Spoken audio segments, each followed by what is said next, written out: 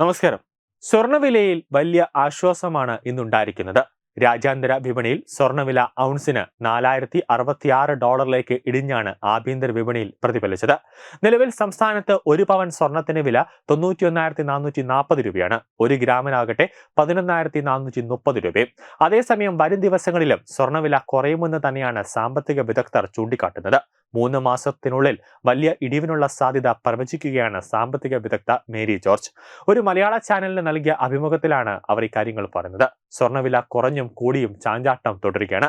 ആഗോള സാഹചര്യം സമാധാനത്തിലേക്ക് കുറച്ചെങ്കിലും അടുത്തു വരികയാണ്. US പ്രസിഡന്റ് ഡൊണാൾഡ് ട്രംപ് എല്ലാ രാജ്യങ്ങളുമായുള്ള തീരുവ കുറച്ചുകൊണ്ടിരിക്കുകയാണ്.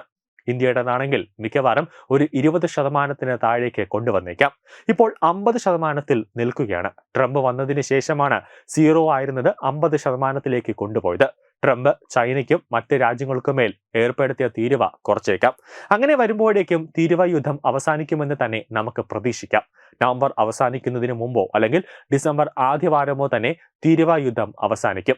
പശ്ചിമേഷ്യയിലും ഇപ്പോൾ ഏകദേശം സമാധാന അന്തരീക്ഷമാണ്. ഗാസയിൽ ഇസ്രയേൽ ബോംബ് വർഷിക്കുന്നതൊക്കെ കുറഞ്ഞു. അങ്ങനെ പശ്ചിമേഷ്യയിലും സമാധാന അന്തരീക്ഷം സാധ്യമാവുകയാണ്. ബംഗ്ലാദേശിലെ പ്രശ്നങ്ങളൊന്നും ലോക സമാധാനത്തെ അത്രയധികം ബാധിക്കുക ഒന്നല്ല. ചെറിയ ചെറിയ തട്ടകങ്ങൾ ആയതുകൊണ്ട് ഈ സാഹചര്യത്തിൽ സ്വർണത്തിന്റെ വില സാവകാശം താഴേക്ക് വരും. പെട്ടെന്ന് താഴേക്ക് വരുമെന്ന കാര്യത്തിൽ പ്രതീക്ഷിക്കണ്ട. പക്ഷെ എന്തായാലും താഴേക്ക് വരും. 60,000-ലൊക്കെ എത്തും. അങ്ങനത്തെ ഒരു സ്ഥിതി ഉണ്ടാകും.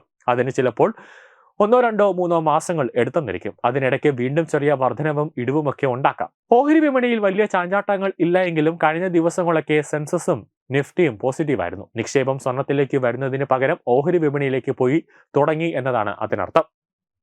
അതുപോലെ തന്നെ അമേരിക്കൻ ഡോളർ സ്ട്രോങ് ആയി കഴിഞ്ഞാൽ നിക്ഷേപം അമേരിക്കൻ ഡോളറിലേക്ക് പോകും.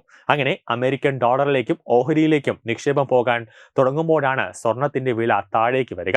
ഇനി സ്വർണത്തിൽ നിക്ഷേപിച്ചില്ലെങ്കിലും നമ്മുടെ നിക്ഷേപത്തിന് അപകടമൊന്നും പറ്റില്ല.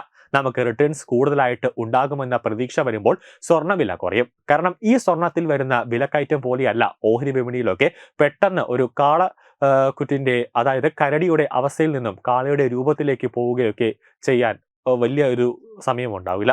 അങ്ങനെ ലാഭം ഒറ്റയടിക്ക് ഓഹരി വിപണിയിലേക്ക് ഉണ്ടാകുന്നു. അതുപോലെ ഒരിക്കലും സ്വർണത്തിന്റെ കാര്യത്തിൽ ഉണ്ടാകില്ല.